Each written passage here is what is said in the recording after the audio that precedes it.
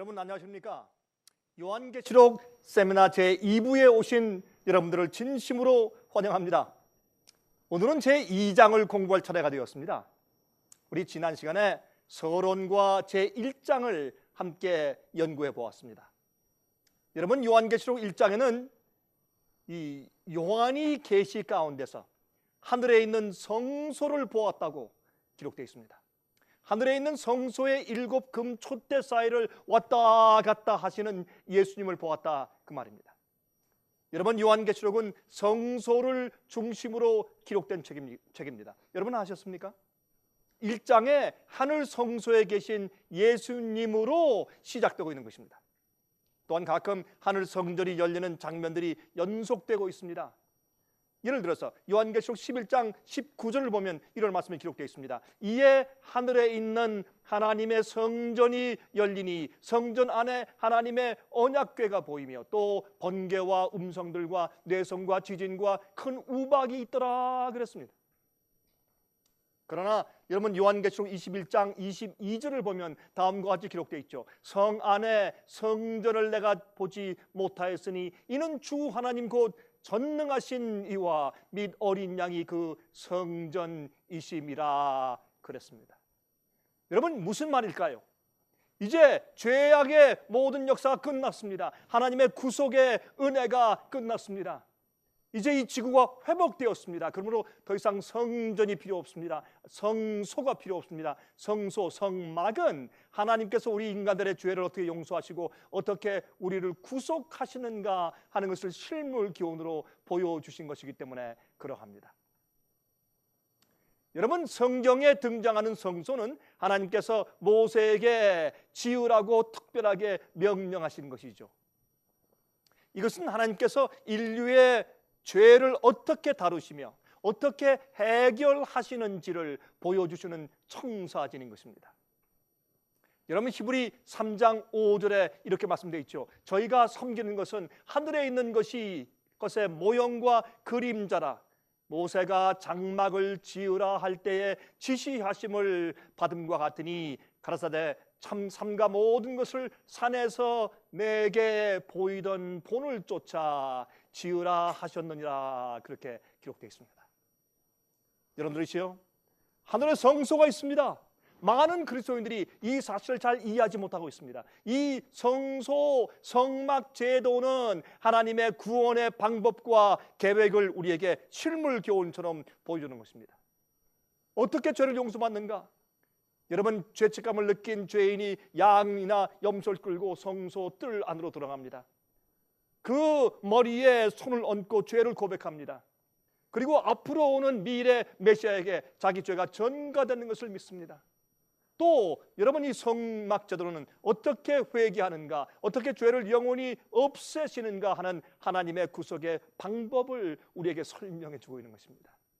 또 어떻게 그리스도인들이 힘을 얻으며 승리의 생활을 살 수 있는지, 어떻게 해야 정말 심판을 통과할 수 있는지, 여러분, 성경은 심판에 대해서 말씀하고 있습니다. 어떻게 심판이 이루어지고 있는지에 대해서 성경은 잘 설명해 주고 있는데, 여러분, 이 성소제도, 성막제도에 그것이 일일이 잘 기록되어 있는 것이 우리 이 성경 말씀을 통해서, 성경령을 통해서 이해하게 되는 것입니다. 여러분, 성소에는 세 구역이 있습니다. 성소 안에 세 가지 구역이 있습니다. 제일 먼저 양을 잡아 제사하는 성소 뜰이 있습니다. 그 다음은 첫째 칸이라고 불리우는 성소가 있죠. 그 다음은 둘째 칸이라고 불리우는 지성소가 있습니다. 여러분, 성소 뜰은 예수께서 이 땅에 오셔서 인류의 죄를 위하여 갈바리 십자가에 돌아가신 그 사역을 설명해 주고 있습니다. 첫째 칸 성소는 부활 승천하신 후에 하늘 성소에 들어가셔서 중보 사업을 하시는 것을 우리에게 설명해 주고 있는 것입니다.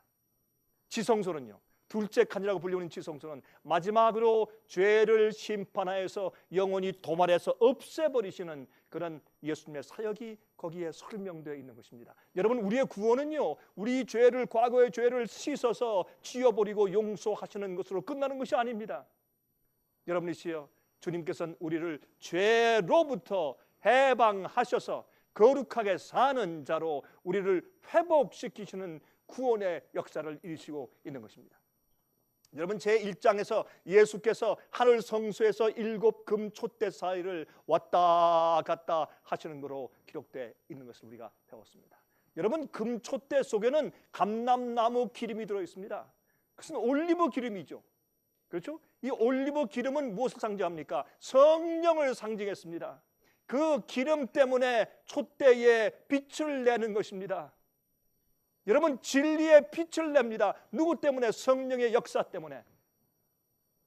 그래서 요한계시록 1장 9절부터 20절까지 있는 말씀을 좀 읽어보겠습니다. 여러분, 요한계시록 1장에 있는 이 말씀을 읽어보면서 우리가 이제 정말 새로운 그런 장으로 나아가면서 말씀을 한번 연구해 보도록 하겠습니다. 요한계시록 1장 9절부터 20절까지 있는 말씀을 제가 읽습니다. 나 요한은 너희 형제요, 예수의 환난과 나라와 참음에 동참하는 자라. 하나님의 말씀과 예수의 증거를 인하여 밤모라 하는 섬에 있었더니 주의 날에 내가 성령에 감동하여 내 뒤에서 나는 나팔소리 같은 큰 음성을 들으니 그러되 너 보는 것을 책에 써서 에베소, 서머나, 버가모, 두아디라, 사데, 빌라델비아, 라오디게아 7교회에 보내라 하시기로, 몸을 돌이켜 나더러 말한 음성을 알아보려고 하여 돌이킬 때 7금 촛대를 보았는데 촛대 사이에 인자 같은 이가 예수님이죠.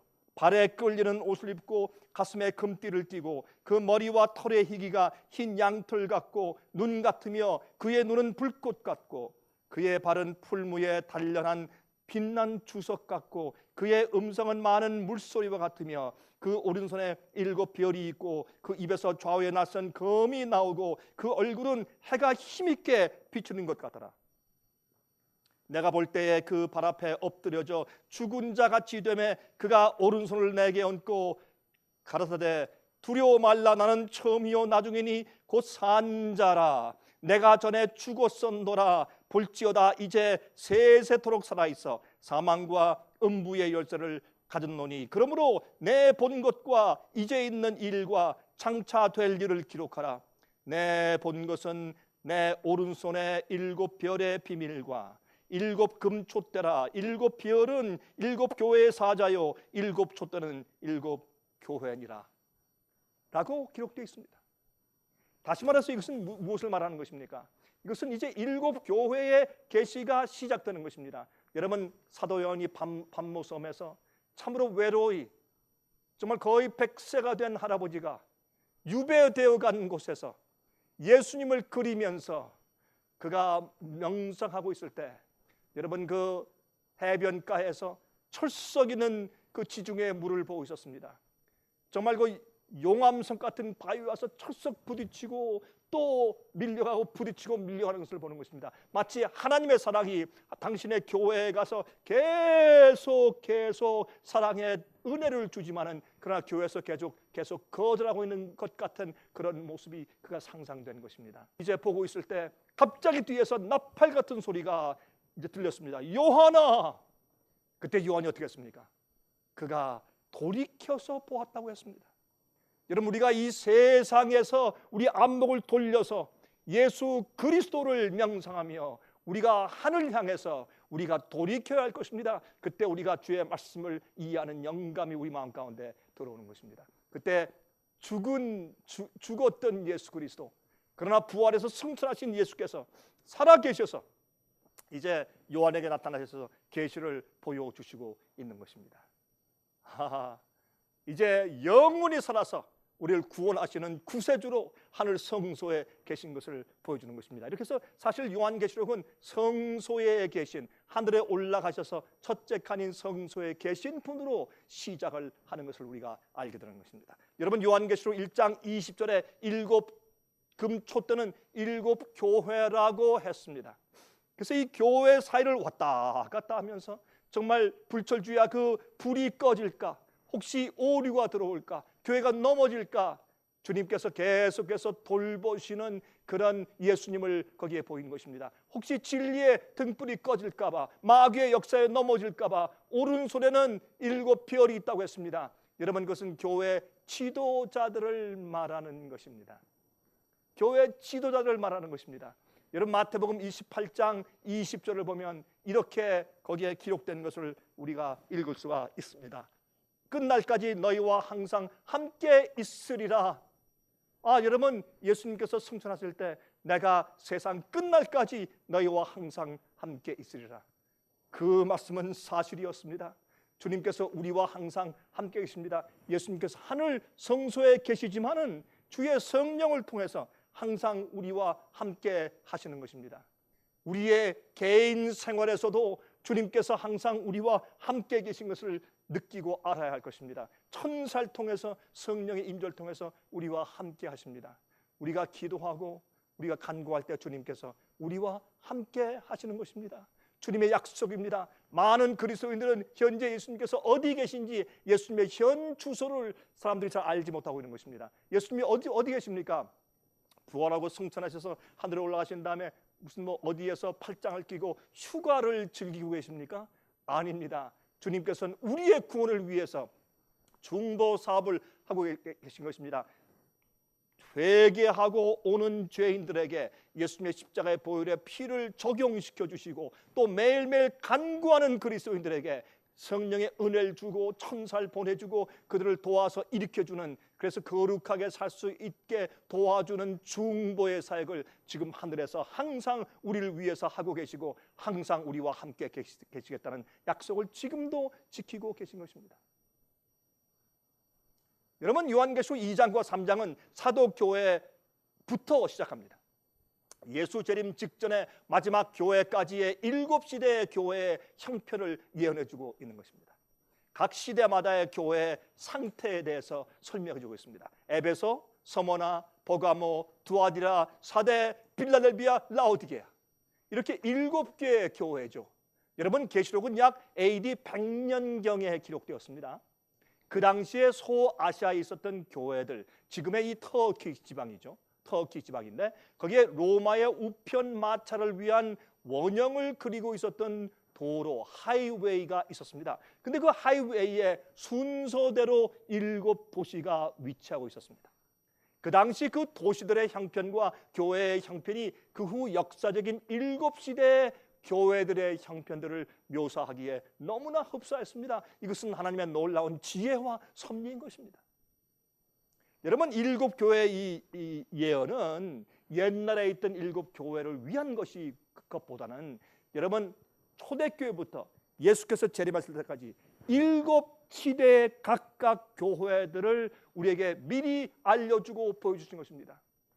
순결한 초대교회부터 핍박받는 교회, 타협하는 교회, 타락한 교회, 이렇게 해서 교회 그 시대마다의 그 기독교 역사에서 교회의 형편을 우리에게 미리 예언하고 그 상태를 알려주신 것입니다. 여러분, 밤모섬에서 그 교회들에게 차례로 편지를 써주신 것이죠, 사도 요한이. 그러나 미래 교회 시대들을 위한 예언인 것입니다. 그런데 계시록은 특별히 마지막 시대에 살고 있는 교회를 위해서 기록해 주었습니다. 여러분 아십니까? 여러분, 요한계시록은요, 맨 마지막 시대, 우리가 살고 있는 이 시대를 향해서 점점 포커스를 맞추고 점점 줌인해서 기록한 것입니다. 맨 마지막에는 14만 4천을 이야기하면서 요한계시록의 클라이맥스를 갖습니다. 여러분, 어떤 의미에서 요한계시록은 마지막 7번째 교회 라오디게아 교회를 위해서 기록됐다고 해도 잘못되지 않았습니다. 여러분, 우리를 위해서, 여러분과 저를 위해서, 이 시대를 위해서 기록해 주신 책이 요한계시록입니다. 여러분, 계시록의 예언들은 마지막 시대에 와서 모든 것이 종합적으로 성취되고 있습니다. 7교회들에게 보내시는 편지 형식의 예언들은 같은 내용의 흐름을 가지고 있는 것입니다. 여러분, 그 도시의 이름의 뜻과 교회의 영적인 형편의 관계가 얼마나 기가 막히게 들어맞는지 모릅니다. 각 7 그 당시 교회들의 이름들과 형편들은 이 기독교 역사에서 흘러가는 7시대의 교회들의 성격과 그 상태와 얼마나 잘 어울리는지요. 주님께서 그래서 이 7교회 예언을 주신 것입니다. 그리고 또 그 도시의 성격에 대해서 우리가 이제 알아볼 것입니다. 세 번째는 각 교회에 칭찬을 하셨습니다. 네 번째는 책망을 하셨습니다. 그런데 서머나 교회와 빌라델비아 교회는 책망이 없습니다. 다섯 번째는 훈계를 하셨습니다. 여섯 번째, 각 교회마다 이기는 자들에 대한 약속을 기록해 주셨습니다. 자, 그러면 우리가 7교회들 가운데서 첫 번째 교회를 좀 볼까요? 여러분, 첫 번째 교회는 에베소 교회입니다. 여러분, 에베소 교회는 초대 교회죠. 이것은 사도 교회입니다. 여러분, 우리 요한계시록 2장 1절부터 7절까지 있는 에베소 교회에 있는 내용을 같이 한번 읽어보도록 하겠습니다. 이렇게 말씀되어 있습니다. 에베소 교회의 사자에게 편지하기를 오른손에 7별을 붙잡고 7금 촛대 사이에 다니시는 이가 가라사대 내가 내 행위와 수고와 내 인내를 알고 또 악한 자들을 용납지 아니한 것과 자칭 사도라 하되 아닌 자들을 시험하여 그 거짓된 것을 내가 드러낸 것과 또 내가 참고 내 이름을 위하여 견디고 게으르지 아니한 것을 아노라. 그러나 너를 책망할 것이 있나니 너의 처음 사랑을 버렸느니라. 이것이 에베소 교회의 문제였습니다. 그러므로 어디서 떨어진 것을 생각하고 회개하여 처음 행위를 가지라. 만일 그리하지 아니하고 회개치 아니하면 내가 내게 임하여 내 촛대를 그 자리에서 옮기리라. 오직 내게 이것이 있으니 내가 니골라 당의 행위를 미워하는도다. 나도 이것을 미워하노라. 귀 있는 자는 성령이 교회들에게 하시는 말씀을 들을지어다. 이기는 그에게는 내가 하나님의 낙원에 있는 생명나무의 과실을 주어 먹게 하리라 그랬습니다. 얼마나 놀라운 예언입니까? 여러분, 순결하고 뜨거웠던 교회입니다. AD 34년부터 100년 사이에 있었던 옛날의 초대교회를 예수님께서 그때 기록해 주시고 예언하신 것입니다. 교회를 자상히 돌보시는 예수님으로 묘사되어 있습니다. 자, 첫 번째, 에베소 교회. 그 에베소 도시의 이름의 뜻이 무엇입니까? 사모할 만한 것, desirable thing, 그런 뜻이었습니다. 지역적으로 정말 사모할 만한 좋은 위치에 있었던 그런 도시였습니다. 여러분, 초대교회는 정말 훌륭했던 교회죠. 천국 복음을 온 세상에 전파했던 그런 초대교회입니다. 성령이 충만했던 교회입니다. 두 번째, 도시의 성격을 좀 보십시다. 변화의 도시였습니다. 새로 태어난 기독교의 혁명적인 가르침을 상징하기에 적당한 그런 변화의 도시였습니다. 여러분, 에베소 지방은 그 당시 소아시아 지방의 이교 신전의 중심지였습니다. 다이아나 신전, 아데미스 신전, 아스트로 신전 등 많은 이교의 우상 숭배하는 신전들이 있었습니다. 여러분, 성모 마리아를 하나님의 어머니라고 이름하여 마치 여신처럼 받들어지게 만든 결정을 한 에베소 총회가, 여러분, 에베소 총회에서 그런 일을 했죠. 마리아를 하나님의 어머니로 만들었죠. 이런 에베소 총회가 바로 이 도시에서 있었습니다. 서기 451년도에 있었죠. 세 번째, 에베소 교회에 대한 칭찬을 좀 보십시다. 여러분, 이 에베소 교회에 대해서 예수께서 칭찬하시기를 인내에 대해서 칭찬하시고 충성에 대해서 칭찬하시고 또한 그들의 견디는 그들의 생애에 대해서 칭찬하셨습니다. 여러분, 사도 바울의 양아들인 디모데가 바로 아마도 이 당시에 에베소 교회의 목사로 있었을 것입니다. 여러분, 에베소 교회는 일하는 교회입니다. 열심히 있는 교회입니다. 뜨거운 교회였습니다. 원래 가르침에 배반하지 아니하고 충실한 그런 교회였습니다. 여러분, 성경 진리로 교사들의 가르침을 시험하는 교회였습니다. 여러분, 어떤 말씀을 들을 때, 가르침을 들을 때 이것이 성경과 맞는가 안 맞는가 항상 테스트하는 진실한 교회였습니다. 우리도 그렇게 해야 합니다. 의의 표준을 잘 받들던 그런 뜨거웠던 교회입니다. 여러분, 오늘날 교회들이 초대교회로 돌아가야 하는 이유들이 바로 여기에 있습니다. 현대 자유주의가 교회를 좀먹고 있습니다. 잘못된 가르침이 깊이 들어와서 교회를 타락시켰습니다. 잘못된 가르침과 오류가 들어왔습니다. 이럴 때 우리가 에베소 교회의 신실함을 배우고 그들의 충성심을 배우고 그들이 성경의 권위를 가지고 모든 가르침을 테스트한 것을 배워야 합니다. 그들의 열성을 배워야 합니다. 그들의 사랑을 배워야 할 것입니다. 여러분, 니골라 당을 언급하고 있죠. 여러분, 그들은 이단선을 가리켰습니다. 불법의 가르침에 순종하기 위하여 육체의 욕심을 제어할 필요가 없다고 가르치는 것이었습니다. 우리가 순종하기 위해서 우리 정욕과 우리 육체의 욕심을 제어할 필요가 없다, 그렇게 가르쳤습니다. 이것은 자유주의입니다. 믿으면 다 된다는 것입니다. 한번 믿으면 영원히 구원받는다. 구원 한번 믿었으면 구원을 잃어버리지 않는다. 그런 자유주의의 가르침이었습니다. 여러분 아십니까? 오늘날 이 시대에도 그런 가르침으로 교회를 가득 채우고 있지 않습니까? 니골라당, 그 자유주의를 여러분 에베소 교회는 배척했습니다. 그들은 진리에 서서 그들은 움직이지 않았습니다. 순종의 중요성을 말살시키는 가르침이었습니다. 여러분, 니골라당이. 그래서 네 번째 어떤 책망을 하셨습니까? 첫사랑을 그러나 버렸다고 열성이 식기 시작했습니다. 진리를 고소하는 여러분 열성을 잃어버리기 시작했습니다. 이것이 에베소 교회의 문제였습니다. 여러분, 데살로니가 후서 2장에 이미 불법의 비밀이 역사하기 시작했다고 말했습니다. 여러분, 이것이 에베소 교회 얘기가 아닙니까? 사도 바울은 이미 불법의 비밀이 역사하기 시작했다고 말한 것입니다. 여러분의 신앙은 어떻습니까? 우리가 이 에베소 교회를 공부하면서 여러분의 신앙은 어떻습니까? 우리도 신실하게 진리를 지키고 자유주의를 배척해야 합니다. 다섯 번째, 그 교회에 대해서 훈계하십니다. 어떤 훈계입니까? 기억하여 회개하고 돌아서라. 너희가 어디에서 첫사랑을 버렸는지, 어디에서 너희가 타협했는지 너희가 기억하여서 어느 지점인지 가서 돌이켜서 회개하라고 했습니다. 여러분들이 여러분의 개인의 생활은 어떻습니까? 우리 교회의 생활은 어떻습니까? 우리가 떨어진 그곳에 돌아가 보아야 합니다. 어디에서 무엇을 잘못하고 무엇을 타협했기 때문에 우리가 떨어졌는지 그곳으로 돌아가서 고쳐야 할 것입니다. 그리고 원래의 상태로 돌아가서 회개해야 할 것입니다. 마음속에 사랑이 가득 찼던 시간을 기억해야 할 것입니다.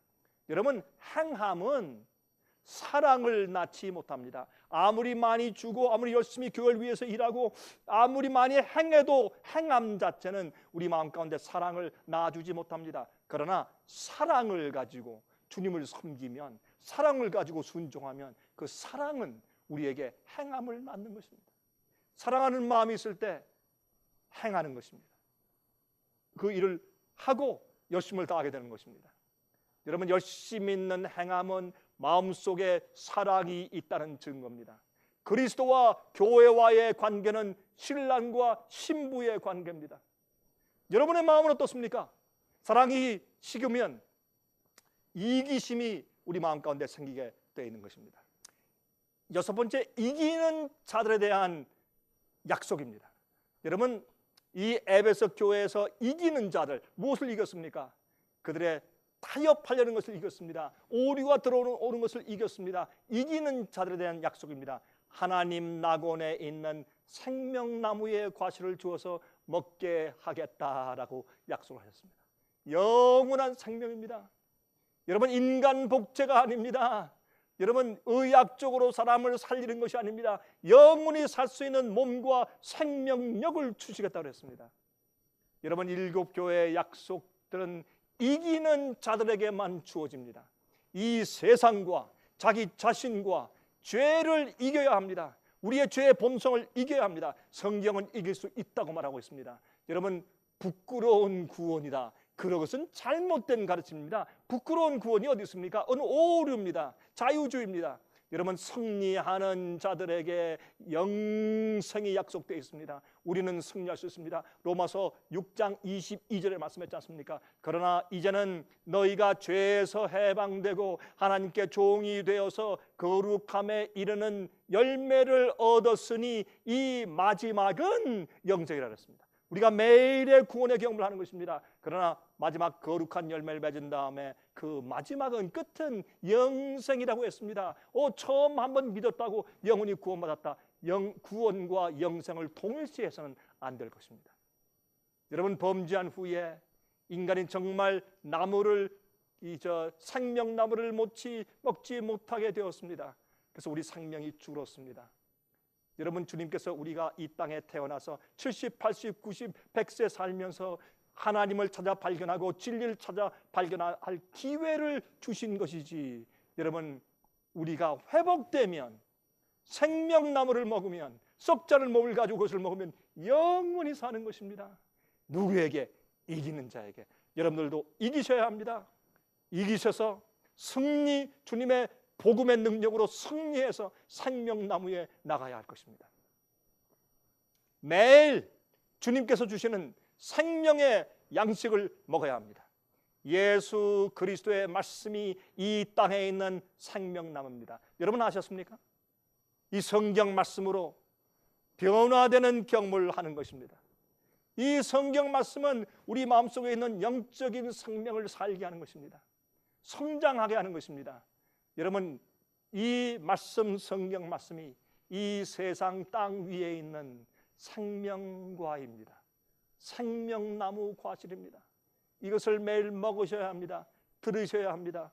명상하고 공부하셔야 합니다. 이 생명나무는 우리를 살게 하는 것입니다.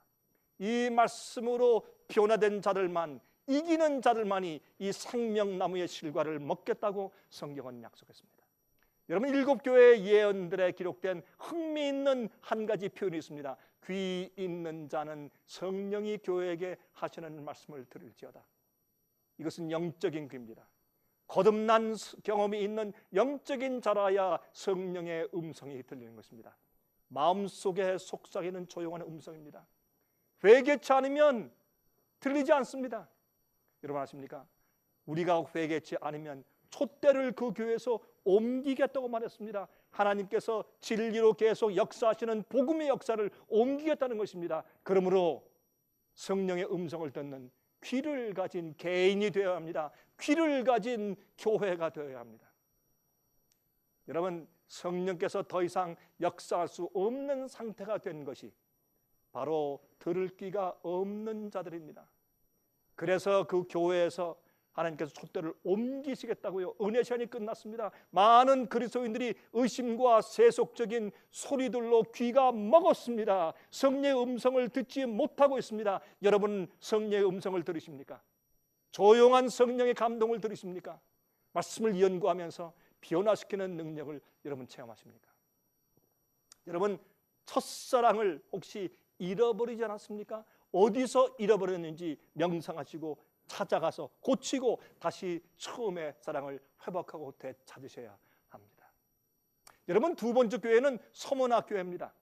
이것은 요한계시록 2장 8절부터 11절까지 있는 말씀이죠. 제가 좀 읽겠습니다. 여러분, 두 번째 교회 서문학 교회입니다. 서문학 교회의 사자에게 편지하기를 처음이요 나중이요 죽었다가 살아나신 이가 가라사대 내가 내 환난과 궁핍을 아노니 실상은 내가 부유한 자니라. 자칭 유대인이라 하는 자들의 회방도 아노니 실상은 유대인이 아니요 사탄의 회라. 내가 장차 받을 고난을 두려워 말라. 볼지어다 마귀가 장차 너희 가운데서 몇 사람을 옥에 던져 시험을 받게 하리니 너희가 10일 동안 환난을 받으리라. 내가 죽도록 충성하라. 그리하면 내가 생명의 멸관을 내게 주리라. 귀 있는 자는 성령이 교회들에게 하시는 말씀을 들을지어다. 이기는 자는 둘째 사망의 해를 받지 아니하리라. 얼마나 놀라운 이야기입니까? 여러분, 이 교회는 사도교회 이후에 핍박을 당하던 시대의 교회를 상징한 것입니다. 여러분, AD 100년부터 약 312년까지 약 200년 동안 계속되었던 교회입니다. 이 교회는 핍박과 순교의 시대였습니다. 로마의 컨스탄틴 황제가 기독교로 개종하면서 핍박이 그치는 그 시간까지의 교회 시대였습니다. 여러분, 이 교회는 그리스도인들의 피를 많이 흘렸던 교회입니다. 예수님을 죽었다가 살아나신 분으로 상징했습니다. 왜요? 너희가 죽어도 너희가 다시 살겠다라는 것을 말씀하시면서 상징해 주신 것입니다.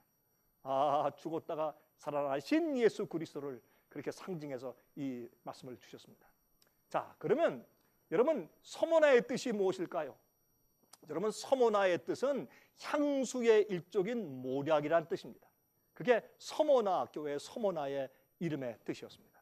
여러분 핍박은 교회를 파괴시키지 못했고 오히려 복음은 깨어진 옥합의 향기처럼 온 세상에 퍼져나갔습니다. 여러분 모략은 예수 그리스도의 고난을 상징했죠.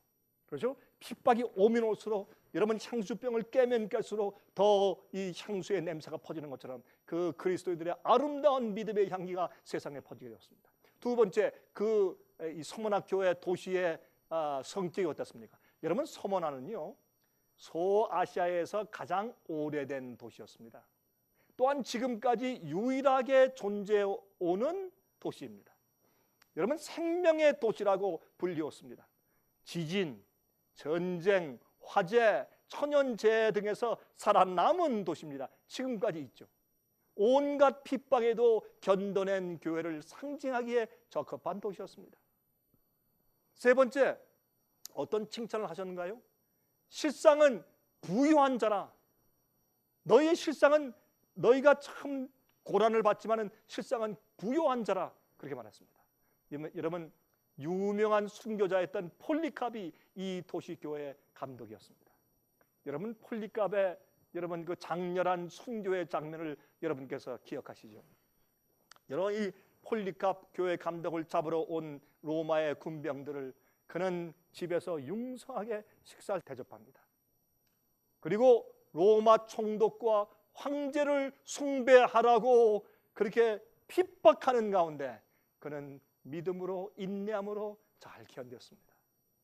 여러분 그래서 말이죠, 그 군인들이 가서 그를 사자굴에 던졌습니다.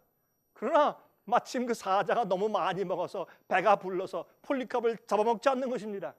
그래서 그를 드디어 이제 화형대에 놓고 불로 태워 죽였죠. 여러분 그 당시에 파구스라는 그런 언덕에서 화형식을 거행했습니다. 근데 그에 대한 참으로 놀라운 순교 이야기가 기록되어 있죠. 그는 찬송하면서 죽어갔습니다. 여러분 그는 그 화형대 앞으로 가면서 찬송하며 나갔다고 했습니다. 그는 그 화형대에 나가서 불 붙은 것을 보면서 내가 장미꽃 제단처럼 보인다고 그렇게 그는 찬송하며 나갔습니다. 그는 두려워하지 않았습니다. 아마 하나님께서 그에게 특별한 은혜를 주어서 엔돌핀이 많이 나왔는지 아마 고통을 느끼지 못했을 가능성도 있죠.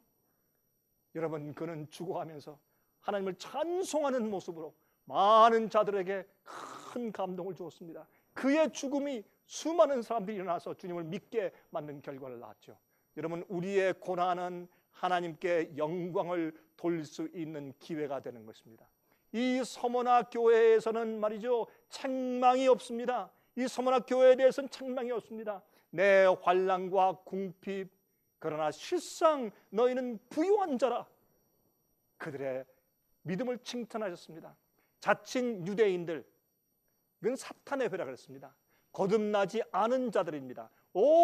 그들은 꼬장꼬장하게 무엇을 따지는 자들이지만 정말 거듭난 자들은 아니었습니다. 교회를 해치는 자들이었습니다. 여러분 로마서 2장 28절과 29절 보면 이런 말씀이 기록되어 있죠. 대저 표면적 유대인이 아니요 표면적 육신의 할례가 아니라 오직 이면적 유대인이며 할례는 마음에 할지라 그렇게 말씀하셨습니다. 여러분 갈라디아 3장 29절의 말씀을 여러분께서 아시죠? 너희가 그리스도께 속한 자면 곧 아브라함의 자손이요 약속대로 유업을 이을 자니라 그렇게 말씀하셨습니다. 여러분 사도 바울이 말이죠 복음을 전하러 다닐 때 유대인들 그리스도인들 아니면 유대인들이 다니면서 얼마나 괴롭습니까? 할례를 받으라 절기를 지키라 이렇게 해서 참 그 교회를 많이 괴롭혔습니다.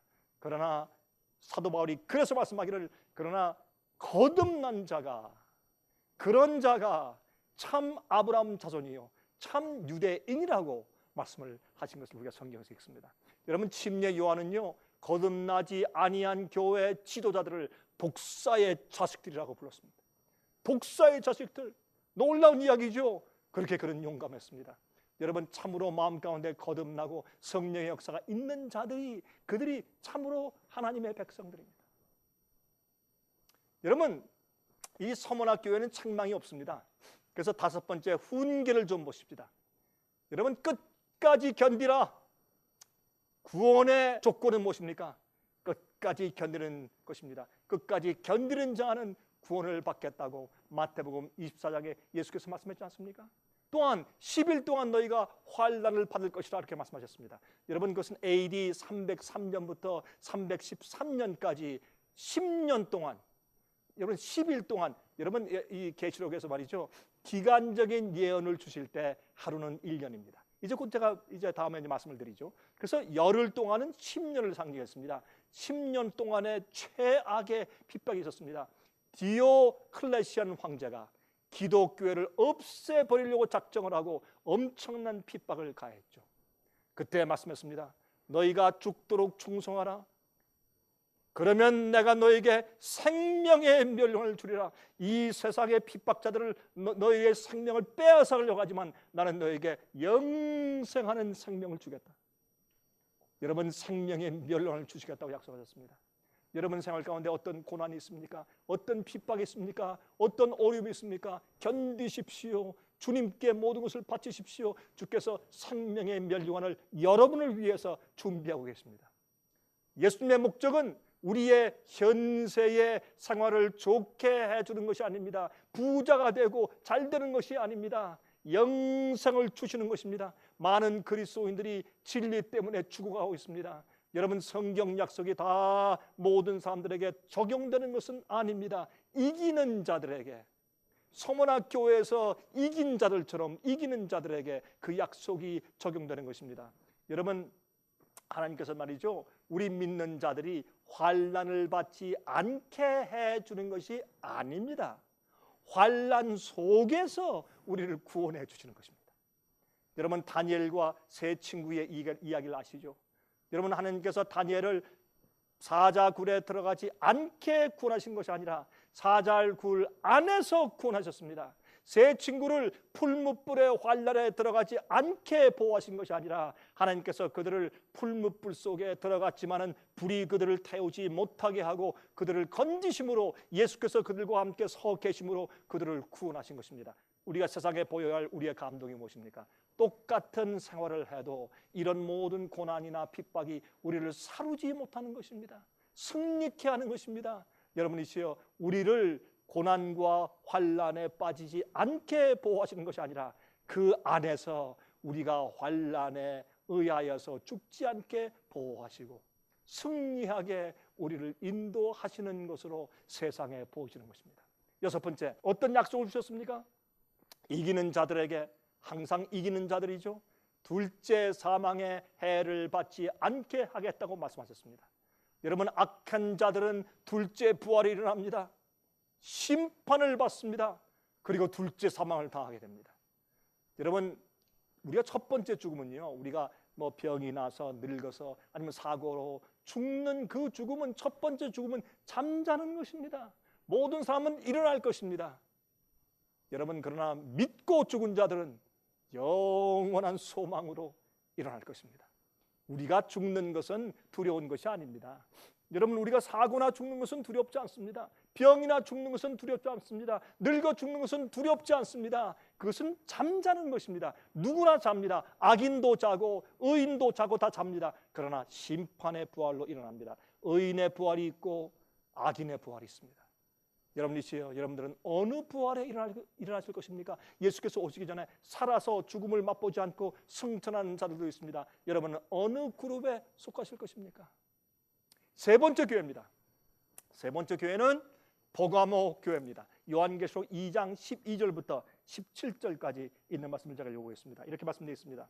버가모 교회의 사자에게 편지하기를, 좌우에 날선 검을 가진 이가 가라사대 내가 어디 사는 것을 내가 아노니 거기는 사탄의 위가 있는 데나 내가 내 이름을 굳게 잡아서 내 충성된 증인 안디바가 너희 가운데 곧 사탄에 거하는 곳에서 죽음을 당할 때에도 나를 믿는 믿음을 저버리지 아니하였도다. 그러나 내게 두어 가지 책망할 것이 있나니 거기 내게 발람의 교훈을 지키는 자들이 있도다. 발람이 발락을 가르쳐 이스라엘 앞에 올무를 놓아 우상의 제물을 먹게 하였고 또 행음하게 하였느니라. 이와 같이 내게도 니골라 당의 교훈을 지키는 자들이 있도다. 그러므로 회개하라. 그리하지 아니하면 내가 내게 속히 임하여 내 입의 검으로 그들과 싸우리라. 귀 있는 자는 성령이 교회들에게 하시는 말씀을 들을지어다. 이기는 그에게는 내가 감추었던 만나를 주고 또 흰 돌을 줄 터인데 그 돌 위에 새 이름을 기록한 것이 있나니 받는 자밖에는 그 이름을 알 사람이 없느니라. 그랬습니다. 여러분, 이 놀라운 이야기입니다. 이 교회는, 이 버가모 교회 시대는 AD 313년부터 338년까지 있었던 교회입니다. 이 시대는 타협과 타락의 시대였습니다. 여러분, 먼저 이 도시의, 이 버가모 교회 도시의 이름을 좀 보십시다. 이것은 높은 망대라는 뜻이었습니다. 해발 약 1000피트의 높은 고지에 지어진 도시였죠. 옛날 왕들이 이 천연적인 이 요새 자기의 보물들을 갖다 두었다는 것입니다. 여러분, 헬라의 리시마커스 장군은 말이죠, 자기의 재산, 현재 시가로 따지면 약 한 1000만 달러 정도의 보물들을 이 도시에 갖다가 숨겨 놓았다는 것입니다. 두 번째, 이 도시의 성격입니다. 여러분, 이 버가모 도시는 그 당시에 소아시아 지방의 수도였습니다. 그래서 대법원과 같은 이 법정이 그곳에 있었어요. 총독은 좌우에 날선 검을 가지고 있었습니다. 그래서 예수께서 좌우에 날선 검을 가지신 분으로 거기에 상징되어서 기록되어 있는 것입니다. 여러분, 그곳에서 죄수는요, 유죄 선고를 받아서 죽든지 아니면 무죄 선고를 받든지 하는 그런 선고를 받는 곳이 바로 이 버가모 지방이었습니다. 여러분, 예수님을 좌우에 날선 검을 가지고 있는 분으로 기록해 있지 않습니까? 죄를 심판하시는 분으로 기록되어 있습니다. 또한 내가 사는 곳에 사탄의 위가 있다, 그렇게 이 교회에 대해서 말씀하셨습니다. 다시 말해서 여러분, 페르시아가 바벨론을 쳐서 승리했을 때에 많은 바벨론 사람들이 이곳으로 도망와서 이주했다는 것입니다. 여러분, 그래서 바벨론의 신비주의와 이교의 가르침을 그들이 가지고 그곳으로 와서 버가모 지방에 대학을 세웠습니다. 이러한 이교주의가 버가모로 옮겨졌고 나중에는 로마로 또 옮겨갔습니다. 그런 역사적인 배경이 바로 버가모 교회 시대의 타협과 타락에 대해서 얼마나 기가 막힌 예언을 주고 있는지 모르겠습니다. 이것은 하나님의 지혜입니다. 여러분, 이 이교 종교의 지도자를 그들은 폰티펙스 맥시무스라고 불렀습니다. 여러분, 폰트라는 뜻은 다리라는 뜻이고 팍티오라는 뜻은 내가 만든다라는 뜻이며 맥시무스는 가장 위대한 자, 그런 뜻입니다. 가장 위대한 다리 건축가? 여러분, 무엇을 말하는 것일까요? 여러분, 창세기 11장에 보면 하늘과 땅을 이을 다리 건축의 역사가 나오죠. 그것이 바벨탑을 쌓는 것이었습니다. 여러분, 노아 홍수 이후에 하나님을 떠난 자들이 홍수의 이유를 알려고 구름 위에 닿을 탑을 건설하려고 했습니다. 하나님의 심판을 인간의 과학의 힘과 인간의 노력으로 피하려고 하는 반역의 역사가 시작된 것이죠. 그런데 바티칸에 있는 교황을 여러분 아십니까? 현재 지금 로마의 바티칸에 있는 교황을 뭐라고 부릅니까? 폰티펙스 맥시무스라고 부릅니다. 무엇입니까? 여러분, 이건 말도 안 되는 얘기입니다. 이 버가모는 바벨론의 신비의 이교의 종교와 로마를 연결시켜주는 교량 역할을 해준 도시였습니다. 버가모 교회 시대는 기독교회가 이교의 가르침과 철학을 교회로 끌어들여서 타협하기 시작한 교회였습니다. 진리를 떠나서 배도했습니다. 그곳에 제우스의 신전이 세워졌습니다.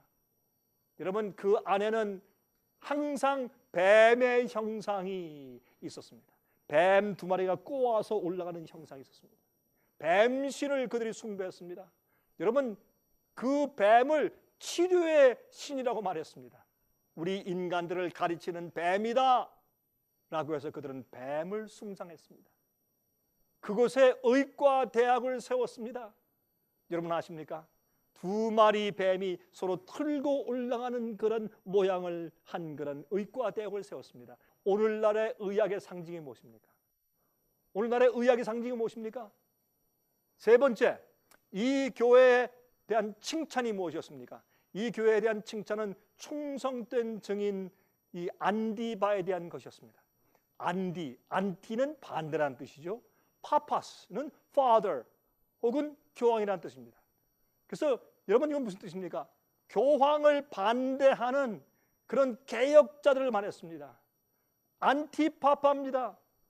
여러분 그들의 믿음과 용기에 대해서 예수님께서 언급하시고 그런 자들이 있을 것을 주님께서 예언해 주신 것입니다. 그 당시에는 교회가 타락하는 시대였습니다. 여러분 잘못된 이교 가르침이 들어오고 우상 숭배가 들어오는 그런 시대였습니다. 오류가 들어오는 시대였습니다. 그때 안티파파 반대한 개혁자들이 생겼습니다. 네 번째, 여러분 그 교회에 대한 책망이 무엇입니까? 니골라 당에 대한 책망이었습니다. 여러분 W.M. 램시 박사의 아시아의 7교회에 보내어진 편지들이라는 책을 보면 거기에 289페이지와 301페이지를 보면 거기에 이런 말씀이 기록되어 있었습니다. 니골라 당은 계명을 지키기 위하여 육체의 욕심을 제어할 필요가 없다는 자유주의 사상을 가르쳤으며 로마 황제에게 분양하여 제사하여도 괜찮다는 마귀의 가르침을 한 유식한 학자들의 피를 이었다고 말했습니다. 여러분 황제 숭배해도 괜찮다.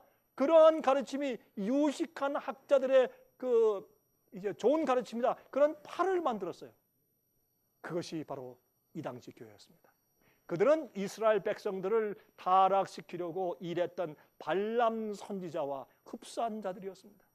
교회를 타락시키려고 일했지 않습니까? 이스라엘을 패배시키는 길은 그들을 타락시키거나 오류를 믿게 하여서 하나님의 보호가 거두어지게 하는 것입니다. 이것이 마귀의 역사입니다. 마귀가 교회를 어떻게 파멸시킵니까? 그 교회가 오류를 들여와서 믿거나 아니면 타락시켜서 그들이 계명을 어길 때 주님께서 그들을 보호해 줄 수가 없는 것입니다.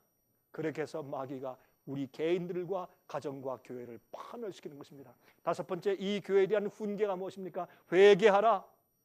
내가 속히 임하여서 내 입의 검으로 너희와 함께 싸울 것이라. 여러분 진리의 말씀으로 싸울 것이라.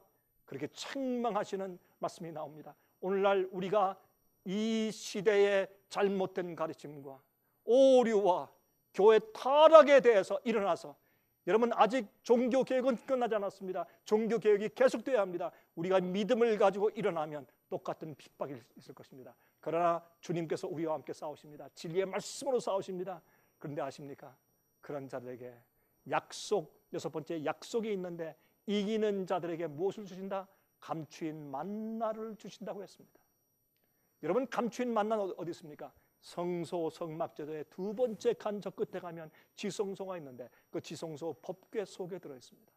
법궤 뚜껑 위에 두 그룹 천사가 있습니다. 법궤 바로 그 두 그룹 천사의 사이에는 시은좌가 있습니다. 거기서 은혜를 베푸시는 하나님의 셰키나 영광이 비치고 있습니다. 그 법궤 속에 무엇이 있습니까? 거기에 두 십계명이 기록되어 있는 두 돌비가 있고 거기에 마른 아론의 지팡이에 쌍난 그 아론의 지팡이가 있고 거기에 항아리에 감추인 만나가 있습니다. 여러분 이것은 하나님 안에 감추어져 있는 참 진리입니다. 그리스도인이 먹고 살아야 할 하늘의 만나입니다. 생명의 떡입니다. 예수님께서 말씀하시기를 나는 이 세상에 내어온 생명의 떡이라 그렇게 말씀하셨습니다. 내가 너에게 한 말은 영과 생명이라. 내 말을 먹는 자들은 산다고 말씀했지 않습니까? 영생하는 생명의 떡입니다. 여러분 그러므로 우리도 주의 말씀과 진리를 항상 먹어야 합니다. 이것은 그 당시에 진리가 파괴되고 오류가 들어와서 타락한 시대에 감추인 만나 참된 거듭난 그리스도인들은 정말 주님께서 감추인 진리를 먹고 말씀을 먹고 살게 하셨습니다. 여러분들이시여, 이 세상도 마찬가지입니다. 타협되고 자유주의가 들어오고 잘못된 복음이 들어와서 타락한 교회 시대, 그러나 여러분들은 진리를 발견할 수 있습니다. 참 말씀을 발견할 수 있습니다. 여러분, 감추인 만나를 먹으십시오. 여러분, 사람들이 다 교회 다니면서 영적으로 죽어갈 때 여러분 말씀 감추인 만나를 받아 먹으십시오. 어떤 자들에게 주신다고요? 이기는 자들에게. 우리 자신과 사탄과 우리의 본성과 세상과 죄를 이기는 그런 경험을 하셔야 합니다. 이것이 참 그리스도인입니다. 그런 자들에게 주님께서 매일매일 영적으로 살 수 있는 참 진리의 말씀을 성령으로 공급해 주실 것입니다. 에레미야 15장 16절입니다. 만군의 하나님 여호와시여, 나는 주의 이름으로 일컬음을 받는 자라. 내가 주의 말씀을 얻어 먹었사오니 주의 말씀은 내게 기쁨과 내 마음의 즐거움이니이다 라고 말했습니다. 여러분, 만나는 해가 뜨거워지면 사라집니다. 아침 일찍 내렸습니다. 이스라엘 백성들이 그때 이제 일어나서 천막을 걷고 나가면 바로 거기에 조용히 밤에 여러분 그 만나가 내렸습니다. 그들이 그것을 거둬서 먹었습니다. 여러분들은 만나를 먹는 경험을 하셔야 합니다. 또한 이기는 자들에겐 흰 돌을 준다고 했습니다. 그 당시에 판사가 말이죠, 정죄하는 자에게 정죄의 시에는 검은 돌을 주고 무죄를 선고할 때 흰 돌을 주었습니다. 노예나 종을 해방할 때 흰 돌을 주었습니다. 장군이 전쟁에 승리하고 돌아왔을 때 황제가 그에게 흰 돌을 주었습니다. 흰 트로피를 주었습니다. 그 위에 새 이름을 기록해 주었다고 했습니다. 여러분이시여, 우리는 영적으로 그 승리의 경험을, 이기는 경험을 해야 합니다. 나만이 아는 영적인 성령의 경험이 우리 속에 있어야 합니다. 나만이 아는 새 이름을 우리 마음 가운데 기록해 주신다고 했습니다. 요한복음 8장 36절에 있는 말씀입니다. 그러므로 아들이 너희를 자유케 하면 너희가 참으로 자유하리라 그랬습니다. 여러분은 자유하십니까? 여러분은 자유하십니까? 여러분, 우리는 정말 영적으로 자유한 자들이 되어야 할 것입니다. 네 번째 교회입니다. 여러분, 두아디라 교회는 요한계시록 2장 18절부터 29절까지 있는 말씀입니다. 제가 읽도록 해보겠습니다. 두아디라 교회의 사자에게 편지하기를, 그 눈이 불꽃 같고 그 발이 빛난 주석과 같은 하나님의 아들이 가라사대, 내가 내 사업과 사랑과 믿음과 섬김과 인내를 아노니 내 나중 행위가 처음 것보다 많도다. 그러나 내게 책망할 것이 있노라. 자칭 선지자라 하는 여자 이세벨을 내가 용납함이니 그가 내 종들을 가르쳐 꾀어 행음하게 하고 우상의 제물을 먹게 하는도다. 또 내가 그에게 회개할 기회를 주었으되 그 음행을 회개하고자 아니하는도다.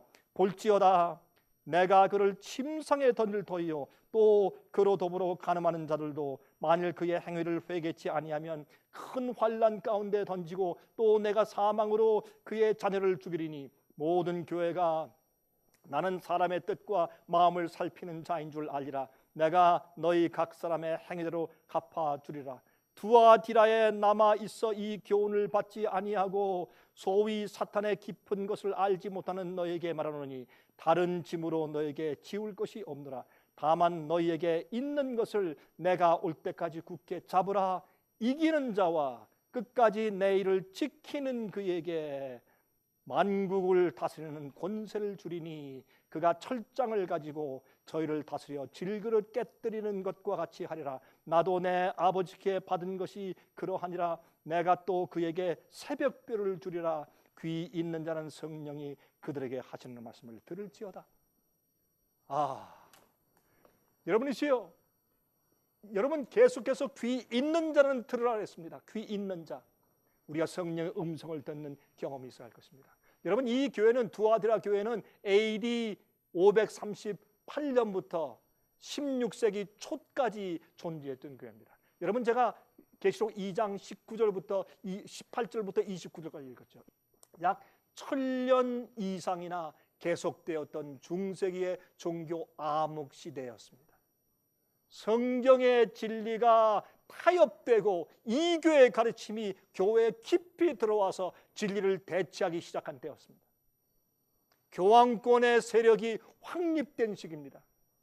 그래서 1000년 이상 동안 큰 핍박이 있었습니다. 종교개혁이 일어나기까지 계속된 교회입니다. 여러분, 사도 바울과 요한과 베드로는 이러한 때가 올 것을 미리 예언해 주었습니다. 여러분, 데살로니가 후서 2장 3절과 7절과 8절에 있는 말씀을 기억하십니까? 이렇게 말씀되어 있죠. 누가 아무렇게 하여도 너희가 미혹하지 말라. 먼저 배도하는 일이 있고 저 불법의 사람 곧 멸망의 아들이 나타나기 전에는 이르지 아니하리라. 불법의 비밀이 이미 활동하였으나 지금 막는 자가 있어 그 중에서 옮길 때까지 하리라. 그때 불법한 자가 나타나리니 주 예수께서 그 입기운으로 저를 죽이시고 강림하여 나타나심으로 패하시리라. 여러분이시요, 이미 그 시대에 이 무슨 일이 있다고 했습니까? 제일 먼저 배도하는 일이 있다고 했습니다. 영어로 falling away, 진리에서 떠나가는 일이 먼저 있다고 했습니다. 눈이 불꽃 같으신 예수께서 그것을 통찰하시고 우리에게 예언해 주신 것입니다. 그런 교회 시대가 올 것을 미리 예언해 주신 것입니다. 그래서 누가 참된 교회며 누가 타락한 오류의 교회인지 우리에게 알게 되었습니다. 핍박하는 자들이 잘못되었고 핍박받는 자들이 참 교회인 것을 주님께서 이렇게 말씀해 주신 것입니다. 여러분 아십니까? 이 세력은 예수께서 오실 때까지 계속할 것이다. 이 불법의 사람은 예수께서 오심으로 패할 것이라고 말씀되어 있습니다. 앞으로 계속 연구하겠습니다. 여러분이시여, 이 교회의 이름의 의미가 무엇입니까? 이 이름의 의미는 통탄스러운 희생입니다. 단순한 믿음이 거짓 진리와 바꿔치기를 당했습니다. 행함과 공로의 정신이 들어왔습니다. 미사를, 예배가 아니라 미사를 드리기 시작했습니다. 성지 순례를 여러분 강조했습니다. 속죄권을 팔았습니다. 이건 말이 되는 얘기입니까? 고행과 의식을 행하면 공로를 받아서 구원 얻는다고 가르쳤습니다. 고해 성사, 교회 책임자에 가서 자기 죄를 고백하고 용서받는 고해 성사가 생겼습니다. 인간이 세운 그 제사장들의 제도가 생겼습니다. 여러분, 대제사장은 유일하신 예수님만 하늘에 계시고 그분만 우리의 중보자라고 성경은 말씀하고 있습니다. 그러나 잘못된 제도가 깊이 교회에 들어왔습니다. 두 번째, 도시의 특징이 무엇이었습니까? 군대를 주둔시켰던 곳이지만 천연적인 방어물이 없는 허약하게 보이는 도시였습니다. 이곳에 놋과 동으로 이 물건을 만드는 재련소가 있었습니다. 그리고 자주색 옷감을 물들이는 공장들이 있었다는 것입니다. 바울이 전도한 여러분 자주 옷감 장사 기억하십니까? 누구요? 루디아죠. 루디아가 바로 이곳에 와서 복음을 전했다는 것입니다.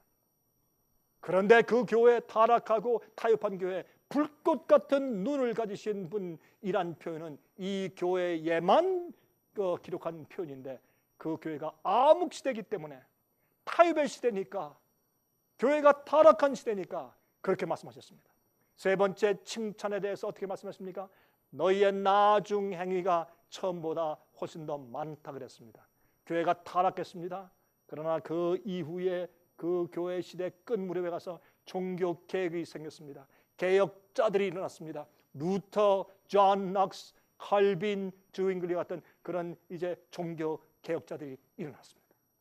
그래서 나중에 너희 행위가 낫다 그렇게 말씀을 하시고 예언하신 것입니다. 네 번째, 책망을 하셨죠. 무슨 책망입니까? 너희가 이세벨을 용납했다 그랬습니다. 여러분, 이세벨은 누굽니까? 베니기아의 왕의 딸입니다. 그건 바알신을 섬기는 그 왕의 딸이었습니다. 이스라엘 왕인 아합이 그 이세벨을 데려다가 아내로 삼았습니다. 바알신 숭배가 이스라엘에 들어왔죠. 그래서 이제 들어왔죠. 하나님의 교회 지도자와 바알신의 제사장의 딸과 결혼하게 된 것입니다. 이것이 배도한 교회입니다. 기독교회에 이 교회 가르침이 들어와서 결혼하게 되었습니다. 오늘날도 그러합니다. 여러분이시여, AD 538년도에 로마의 저스티니안 황제가 로마에 있는 교회 감독에게, 로마에 있는 기독교 감독에게 세상의 모든 교회의 머리요, 이단을 심판하는 자로 임명했다는 것입니다. 그때부터 1260년 동안 핍박의 시대가, 암흑 시대가 세력을 떨치게 된 것입니다. 여러분, 중세기에 가장 많이 사람을 죽인 때가 바로 이 시대입니다. 약 5천만 명에서 1억 명 이상의 사람들을 핍박하여서 순교시켜서 죽였습니다.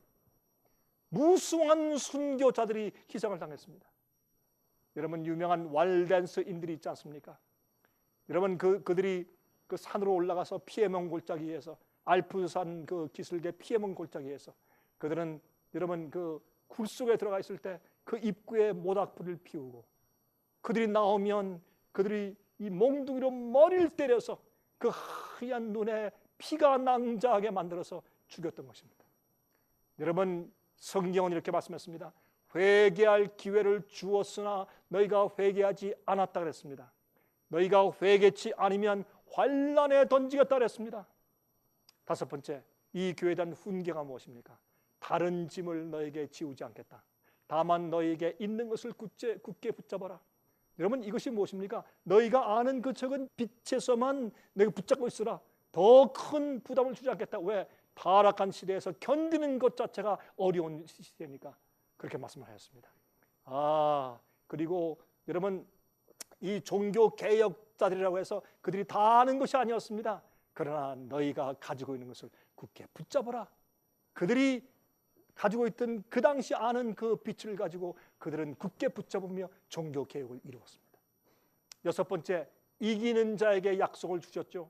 끝까지 내 일을 지키는 자에게 만국을 다스리는 권세를 주겠다고 했습니다. 여러분, 로마의 교회나 핍박자들 앞에서는 연약하게 보일지 모르나 우주의 왕이 함께 하는 사람들입니다. 여러분, 아십니까? 하나님께서는 그들을 세우셔서 앞으로 만국을 다스리는 권세를 주실 것입니다. 철장으로 다스릴 것이라고 말했습니다. 다시 말해서 주님과 함께 보좌에 앉아서 악인들을 심판할 것입니다. 타락한 천사들을 심판할 것입니다. 주님과 함께 있을 것입니다.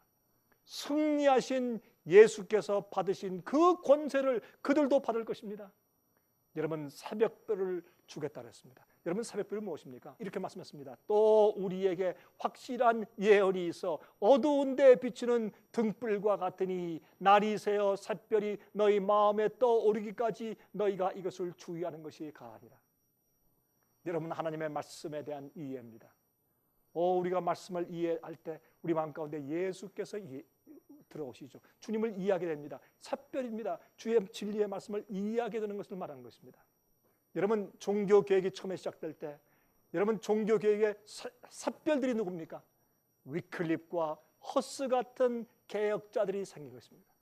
그들은 성경을 번역했고 성경을 인쇄했습니다. 말씀을 가르쳤습니다. 종교 개혁의 새벽별이라고 불리게 된 것을 우리가 잘 아는 것입니다. 우리는 주님을 위한 30명의 군사들이라는 얘기가 있습니다. 여러분, 무슨 얘기인지 아십니까? 교황권의 핍박에 항거하던 그리스도인들이 쫓기고 있었습니다. 십자군들이 따라갔습니다. 여러분, 그 당시 십자군들은 많은 죄수들을 너희가 우리 말을 들으면 죄를 용서해 주겠다라고 해서 이 군대로 삼은 용병들이 많이 있었습니다. 그들은 잔인한 사람들이었습니다. 그러나 이제 이 십자군들이 바로 이 그리스도인을 잡아 죽이기 위해서 한 산으로 갔습니다. 거기에 30명의 그리스도인들이 있었습니다. 30명의 그리스도인들이 있었는데 거기 그들을 붙잡아서 그 추운 겨울날 얼음을 깨고 그 물속에 집어쳐 넣었습니다. 그때 30명이 스크럽을 짜고 그들이 이렇게 어깨 동무를 하고서 그들이 노래를 불렀다는 것입니다. 우리는 예수를 위한 30명의 군사들, 우리는 예수를 위한 30명의 군사들 하고 그들은 찬송을 부리면서 그 추위를 그 물속에서 견디고 있었습니다. 그런데 그렇게 하다가 한 명이 너무 추우니까, 너무 힘드니까 약해져서 나는 포기하겠습니다 라고 30명 가운데서 한 명이 아마 포기하고 타협해서 아마 나갔던 모양입니다. 그때 그 장면을 보던 이 십자군의 대장이 오히려 그 남아서 그들이 계속 찬송을 부르는 사람들에게 감동을 받았습니다. 우리는 예수를 위한 29명의 군사들, 우리는 예수를 위한 29명의 군사들 하는 그 사람들의 찬송소를 듣고서 마음에 깊은 감동을 받은 십자군 대장이 자기 옷을 벗고서 들어가면서 나도 당신들의 믿음에 합작이면 합니다 라고 간증하고 들어가서 그들과 함께 어깨동무하고서 그들이 그 속에 있게 되었습니다. 그래서 이 그리스도인들의 찬송이 또 바뀌었다는 것입니다. 우리는 예수를 위한 30명의 군사들, 우리는 예수를 위한 30명의 군사들. 여러분이시여, 예수께서 속히 오실 것입니다. 이 세상은 오래가지 못할 것입니다. 이러한 교회의 역사들은 현재 우리 시대에 무엇을 해야 하며 이 교회가 어떤 형편 가운데 있으며 또 어떠한 조건 가운데 있는지 우리가 무엇을 해야 되는지를 우리에게 알려주는 것입니다. 우리는 타락한 시대에 살고 있습니다. 잘못된 오류가 들어온 시대에 살고 있습니다. 여러분, 이 교회에서 우린 이겨야 합니다. 개혁자들의 신앙을 본받아야 합니다. 견뎌야 합니다. 충성심을 가져야 합니다. 끝까지 이기는 자들에게 영생이 있다고 말씀했습니다. 여러분이시여, 여러분 개인 생활 가운데 어떠한 어려움이 있습니까? 그러나 생명의 면류관을 주님께서 드시고 여러분을 도와주시며 기다리고 계십니다. 승리하시기 바랍니다. 여러분, 다음 시간에는 정말 중요한 요한계시록 3장을 함께 연구하면서 마지막 시대, 우리 시대의 교회에 대해서 한번 연구해 보도록 하겠습니다. 여러분, 다음 시간까지 주님의 성령의 은혜 가운데 평안하시기 바랍니다. 감사합니다.